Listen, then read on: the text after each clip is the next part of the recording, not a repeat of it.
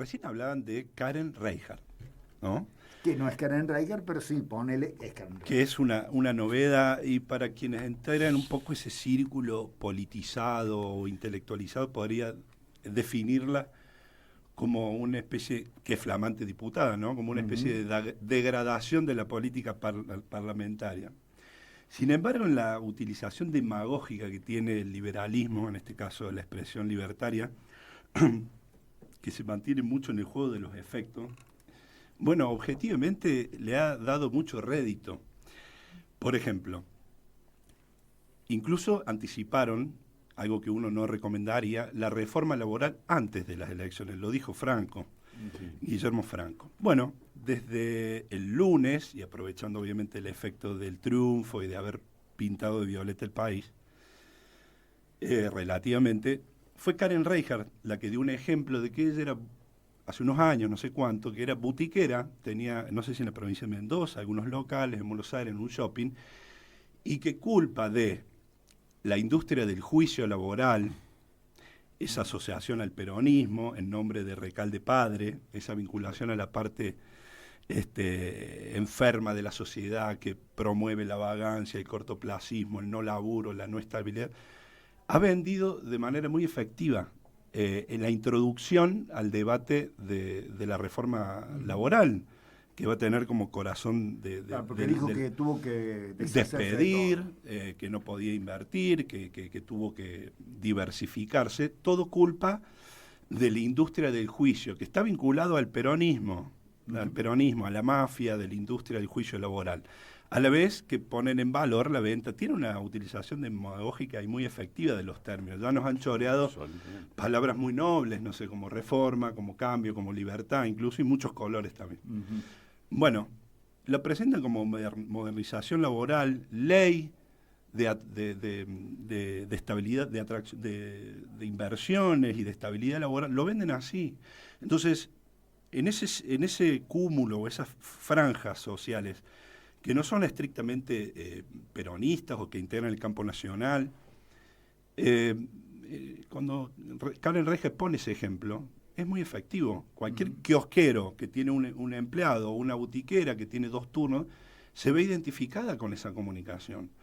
Ojo con eso, por ahí los sectores más endogámicos, politizados o intelectualoides, que están atrás de la noticia y de integrar elementos objetivos para comprender la realidad, la lectura de la realidad nacional, en fin, no puede escapar también lo que es aún más importante, que es por dónde pasa la subjetividad de las grandes mayorías populares, aunque sea demagógico la utilización, pero hay que dar cuenta de ese discurso porque en definitiva estamos todo el tiempo en la batalla de la disputa del sentido. La semana anterior, decía en el comienzo del programa, la semana anterior había 17, 18 gobernadores que se habían autopercibido opositores al gobierno, entre ellos el gobernador de Córdoba, que incluso explicaba por qué siempre había sido opositor. Mira. Y además los candidatos de Hacemos por Córdoba, Provincias Unidas, se reunían con los dirigentes sindicales y les juraban que no iban a acompañar ningún proyecto de reforma laboral. El lunes mismo ya empezaron a salir algunos de estos legisladores electos a decir que la frase más terrible que puede escuchar un dirigente sindical y que puede escuchar cualquier hombre común, ¿no es cierto? A un dirigente decir, vamos a acompañar lo que está bien y vamos a rechazar lo que está mal. Qué lindo. Miguel Siciliano Disic. ¿Cómo le va, Jorgelina Fernández, secretaria general del Sindicato de Trabajadores Municipales? Muy buenas tardes. ¿Escuchó muchas promesas de ese tipo? No, mira si vamos a acompañar la reforma laboral. No, lo que en realidad lo que yo no escuché decir nada al respecto.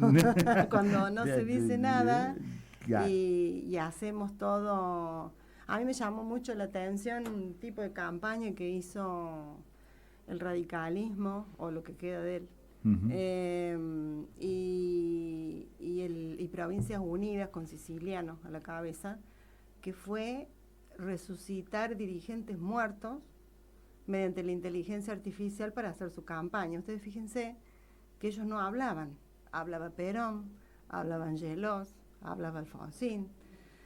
Y eso fue como un acto medio desesperado de tratar de rescatar esos viejos votantes que andan dispersos, dando vuelta por ahí. Y por supuesto acompañados, como siempre, por una estructura que es la CGT, la central, que no es más obrera. Yo calculo que ya casi empresaria, porque empiezan a ocupar lugares, cámaras, federaciones, y todos aplaudimos. Y es complejo. Yo lo que noto en realidad es una crisis profunda de la organización, partiendo de la democracia, ¿no? Hay una crisis en la democracia, porque esto que estamos presenciando no es democracia. Hay crisis institucionales, crisis de representación, esto hace mucho que lo venimos diciendo, crisis en las organizaciones. Entonces todas estas propuestas, que no había propuestas, yo no escuché propuestas, pues digo, no escuché hablar de la reforma laboral antes, solamente, como dice Gustavo, a Milei, que tiene que ver también con un compromiso asumido con el Fondo Monetario, o sea, él lo tenía que decir, porque si no, no venían un centavo más, y etcétera, etcétera, etcétera. Pero bueno, yo creo que ya es una constante, esta central que hoy justamente, o ayer, tuve un audio efusivo con uno de los triunviros, porque él me aseveraba y me decía, tenés razón, con un estado WhatsApp, porque digamos, estos días cada uno de los triunviros de la CGT local. Sí, apeló a la descarga que tenía, porque la verdad que la desazón y la tristeza, yo noté mucha tristeza en mis compañeros, en la calle. Voy a decir, ¿cómo puede ser que hayan ganado? O sea, si hay tanta tristeza y tanta decepción y tanta... Entonces, bueno, cada uno apeló a los recursos que tenía en ese momento de descargar bronca, ¿no? Porque, digamos, yo siento que soy una dirigente que dona su tiempo, lo regala para la lucha, para la fuerza, para la organización, para la defensa de los derechos de los trabajadores. Es lo que sentí el lunes, ¿no? Después ya se me pasa, pero yo soy muy emocional, Gustavo lo sabe. Se dona todo eso para salvar un mundo que parece que se quiere suicidar. Entonces uno con lo que primero se encuentra es con eso. Y después empiezan todos estos coletazos, ¿no? Que ahora Siciliano dice que ellos van a apoyar la reforma. Acabo de ver un tuit de Martín Yaller entrando a la Casa Rosada, buscando el diálogo y el consenso, porque el país va a crecer. Ahí se están preparando, están negociando para entregarnos con la reforma laboral. O sea, esto es así.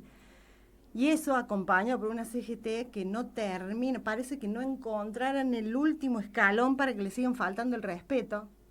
Parece que no tiene fondo eso, porque no participaron en las listas, en ninguna que yo por lo menos conozca, salvo en Río Cuarto, Cristina Fernández, que estaba en ATSA, que por supuesto estaba en un lugar que no Quinta, ¿no? Sí, le hacía competencia a Llamosa. Séptima, que Llamosa estaba en 9, le subieron a 7 porque Cristina estaba en el 7.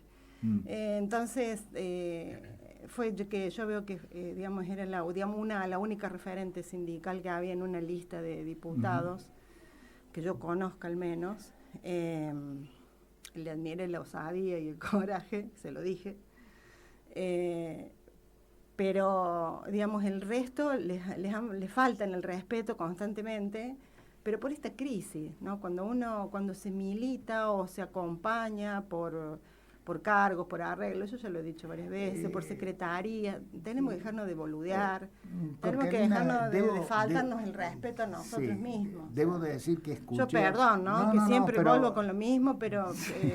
Te comento que escuché de la dirigencia, de bastantes dirigentes de la CGT de Río Cuarto decir, no tenemos más remedio, tuvimos que ir.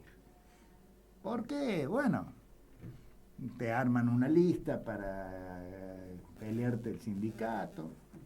¿Quién? Por allí el gobierno de la provincia. A mí me parece en que algunos no, bueno, pero eso no es también tan fácil, una consecuencia a lo mejor de la crisis de representación que hay. si nos movilizamos y no movilizamos gente, no movilizamos las bases, no estamos con los compañeros, burocratizamos el sindicato con denuncias penales, denuncias legales, o sea, si vamos por ese camino, digamos, y no mostramos una señal de creación, de conciencia que tanta falta nos hace, porque la crisis es cultural, la crisis es cognitiva, la crisis es de educación, si no nos esforzamos por algo, o sea, si se pusieran tantas energías en lograr acuerdos, en andar por los pasillos como andan, o pegar los telefonazos con la gente que en teoría tiene poder allá en Córdoba, en Buenos Aires, o lo que sea, si se pusiera esa energía para abajo, y olvidarnos de esto de estar peleando un cargo, peleando una secretaría en una municipalidad, yo creo que el resultado sería diferente. Lo que pasa es que hay que tener paciencia, lo que pasa es que hay que recorrer un camino, y lo que pasa es que hay que anteponer los intereses de los trabajadores antes que los personales. Y eso es el camino más difícil y no es la forma de hacer política hoy. Por eso me parece que por eso 12 millones de argentinos no fueron a votar. O sea, esos son los que te están dando un mensaje también. ¿Por qué no voy a votar? Y yo, en mi casa hubo gente que no fue a votar. ¿Y por qué no fuiste a votar? Porque es lo mismo. Son todos iguales, esto es siempre lo mismo, las mismas caras también.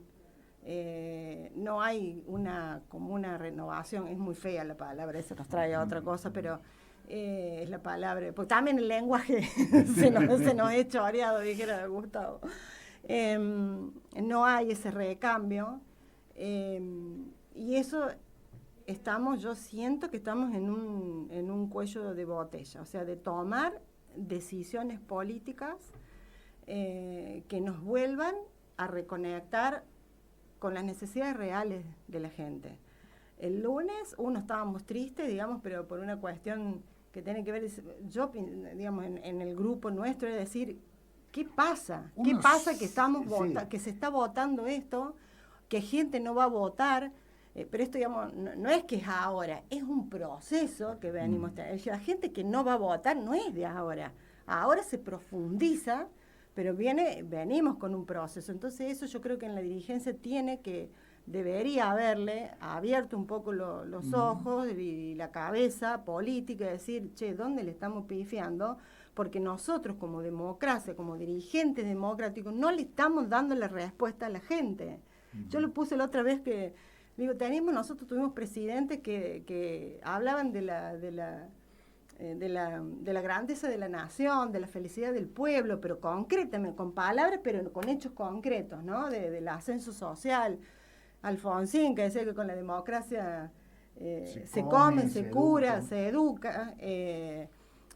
Bueno, recientemente, por más que no coincida, pero son frases que han quedado célebres, la patria es el otro, o el amor vence al odio, que son dos cosas con las cuales no coincido completamente, pero digamos, de lo emocional podemos decir que sí, a pasar a una persona que tiene brote psicótico y que te dice Cuca tira piedra, o sea, una vulgaridad total, que eso puede quedar para un dirigente con nosotros, que peleamos en la plaza con los bombos, o sea, una cosa como exabrutos que he tenido yo últimamente, pero no en un presidente, o sea, pasamos de tener como peronismo oposiciones como Balbín, no sé, al Dipi con Macri, o sea, la señorita la Karen, entonces, bueno, o sea, hemos hecho las cosas absolutamente mal. Vuelta a la página y detectar eso, ir a buscar esa gente, esos 12 millones que no fueron a votar y el resto que votó porque era obligatorio y porque había que hacerlo, y esta gente, porque la derecha o la ultraderecha nunca te ofrece un proyecto, lo que te ofrece es venganza y castigo a lo que ellos dibujan como responsable de tus miserias, que la democracia o los gobiernos nacionales o populares no te están dando la respuesta. Entonces la gente tiene una respuesta emocional.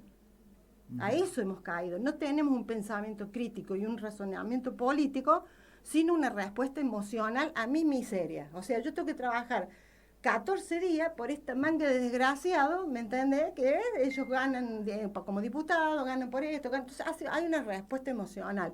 De eso se agarra este discurso, este modelo de país para pergeñar lo que siempre vino pergeñando, que es el saqueo, el endeudamiento, el empobrecimiento y demás. Es grave, Sí, pero... yo coincido con el análisis que hace la JOR, pero a la vez también para no caer en esa trampa que es pensar que la sociedad se derechiza, que lo vemos mucho, sobre todo en algunos espacios militantes, en esa tendencia a infantilizar al pueblo, como diciendo son desagradecidos, globoludos, genio del voto, libertonto. Me parece que estamos obligados a detenernos un minuto, sobre todo la gente que ocupa cargos, roles y de dirigencia del campo nacional y popular, para intentar contemplar un poco lo que pasa, entender cuál es la Argentina real de este año y cuáles son los lineamientos para poner de pie un proyecto hacia el 2027. Pero en esto de no caer que la sociedad se derechiza, me parece que hay que entender que en el marco de la democracia, que es más formal que soberana, digamos, donde se privilegia más, no sé, la libertad de expresión que los derechos de los laburantes, ¿no? O sea, la gente se horroriza mucho más con alguna censura, un debate intenso. La suma de la democracia, de lo partidario, digamos a la gente, ¿no? A las mayorías, del radicalismo, el peronismo, de la tensión, de la grieta, de Cristina, de Macri, de la Cámpora, del PRO, sumado al transcurso de lo que fue la pandemia, en fin, a la gente le arroja el tedio de la realidad cotidiana. Eso es un elemento importante para comprender qué vota o qué no vota. Es fácil caer en el criterio de decir, che, ¿cómo puede ser que las grandes mayorías, o el 40% de la gente que va a votar, porque hay una gran deserción, y tiene que ver con el quiebre de representación más que con crisis de representación, ya es un quiebre, una falta de respuesta total en unos y otros. Entender que hay también una cuestión subjetiva o psicológica de bronca, y de donde Milei, más allá de todo su carácter, funciona como catalizador también de la bronca y el descontento social, de la suma de todo el sistema político a su vida cotidiana. Entonces, me parece que también hay otro elemento específico en esta votación particular, para no creer que tantos millones de personas votan a un líder político que viola y agrede las sensibilidades más vitales. La gente no vota conscientemente así. No vota nadie, no está en la naturaleza humana votar a conciencia, salvo el antiperonismo.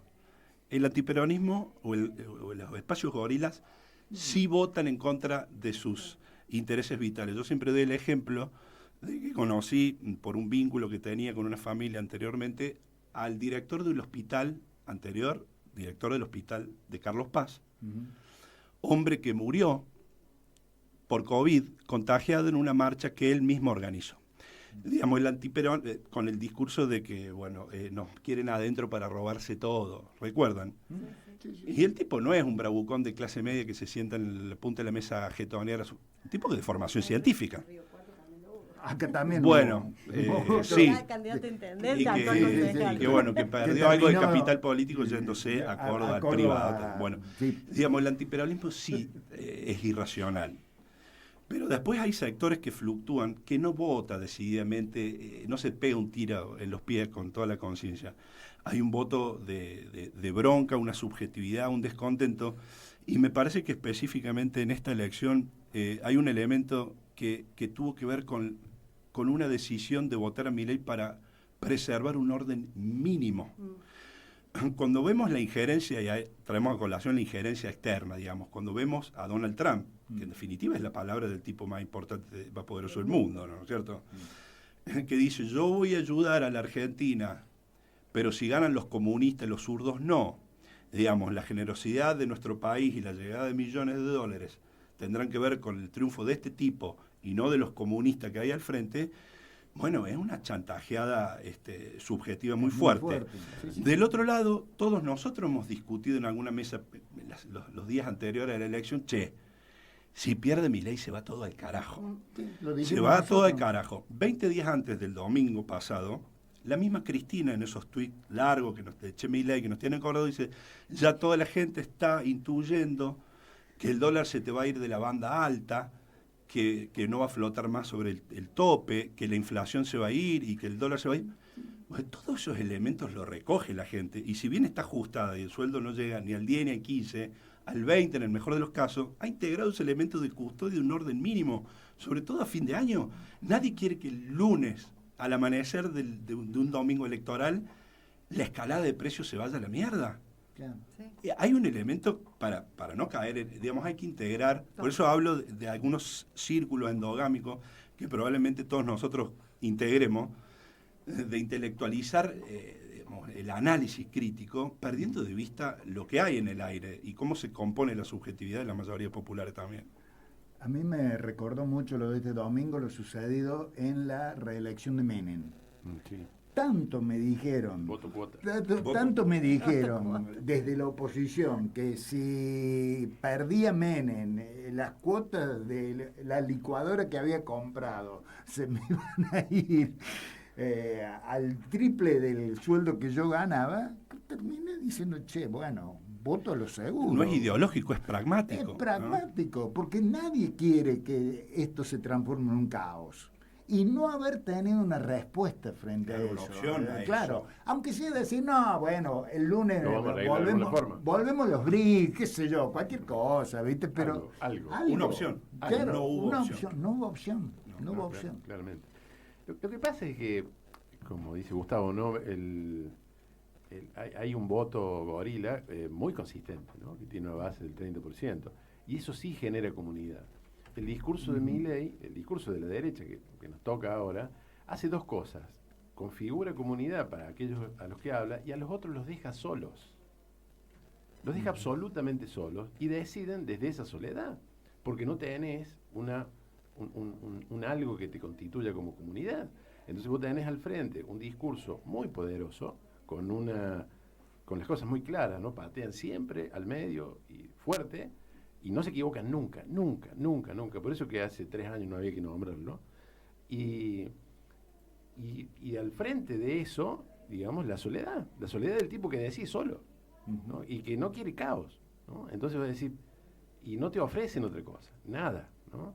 No lo estoy justificando, para nada. Porque es cierto, digamos, el voto termina siendo un voto pragmático, emotivo y de última, ¿no? Porque del otro lado no se ve, pero es un fenómeno discursivo, es un fenómeno de tipo cultural, no como dicen algunas candidatas que ahora son diputadas, ¿no? Que cuando dicen cultural lo dicen ofensivamente, como dice Karen Reijard, ¿no? Que nosotros votamos lo que votamos porque somos negros. Pero, claro, entonces hay una determinación en donde hay un discurso que construye una cierta comunidad basada en algo que viene de hace mucho, y del otro lado no logramos armar un discurso que nos diga, mira, es para allá. Y esa ventaja tiene Milei, es para allá. Hoy cuando vos decías esto de sentir la soledad en carne propia, hoy lo escuchaba Axel Kicillof tratando de explicar por qué no lo invitaron a él. ¿Y qué sé yo? Porque invitaron a los 20 y a mí y al de La Rioja y el de Formosa y el de Tierra del Fuego. Fueron los únicos 4 que no invitaron. ¿Para qué me venís a preguntar a mí? Claro, porque estoy tratando de encontrar una excusa por la que no me invitaron. Es decir, ¿por qué no me invitaron a la fiesta? Y bueno, no es sé. tuya. No es tuya. Claro, te hacen sentir eso, que la fiesta no es tuya. Claro. Y sí es de muchos de que la semana pasada estaban con vos. Claro. Y ese es un sentimiento muy duro para que cualquiera al que lo someten a eso. Lo que pasa es que además hay un juego, ¿no? Como decía Gustavo, cuando hablamos de ciertas palabras, gente, ¿no? ¿Cuál es la gente? Y la gente era la que tenía el negocio y que no lo tiene más y que puede utilizar el argumento de la industria del juicio. Esa es la gente con la que se llena una cierta información desde el punto de vista de la derecha. Pero la palabra es la misma, porque decir, yo también soy gente, pero yo no tengo 4 locales en el centro para vivir de renta. Yo no soy gente entonces. Y ese es el problema.